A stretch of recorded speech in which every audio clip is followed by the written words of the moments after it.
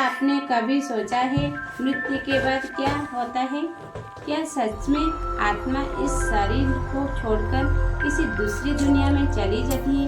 क्या यमदूत सच में आते हैं? और क्या आत्मा यमलोक तक जाती है? आज हम जानने गरुड़ पुराण में बताए गए उस रहस्य को जो हर इंसान को जानना चाहिए। व्यक्ति था, उसका नाम रामदास। वो एक साधारण इंसान था। कभी अच्छे काम करता तो कभी गलतियों भी कर देता। समय बीतता गया और एक दिन उसकी तबीयत बहुत खराब हो गया। घर वाले उसके पास बैठे थे। सबकी आंखों में आंसू थे। फिर एक लंबी सांस के साथ रामदास ने इस दुनिया को छोड़ दिया। लेकिन कहानी यही खत्म नहीं होती। रामदास ने अपनी आंखों खोली और वो अपने शरीर के पास खड़ा था। वो चिल्लाया, मैं यहाँ हूँ, लेकिन कोई उसे सुन नहीं पा रहा था। अब उसे समझ आ गया वो मर चुका था। उसका आँख लाल था, चेहरा डरवाना था।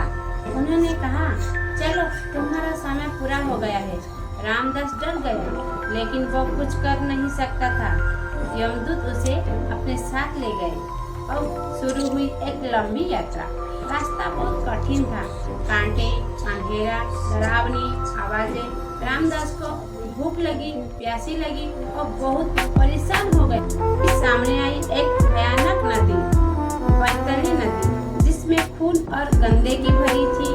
रामदास डर गया, लेकिन उनके कुछ अच्छे कर्मों ने उसे उस नदी को पार करने में मदद की। आखिरकार वो यमलोक पहुंच गए। वो उसे चित्रगुप्त के सामने लाया गया।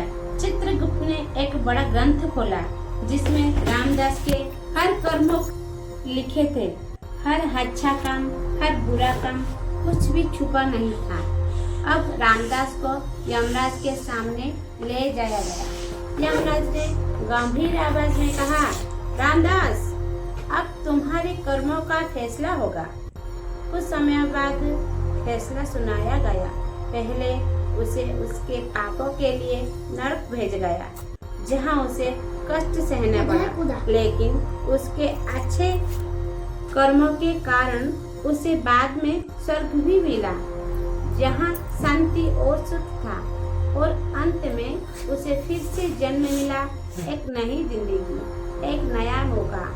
तो दोस्तों, गरुड़ पुराण हमें यही सिखाता है, जैसा कर्म वैसा फल।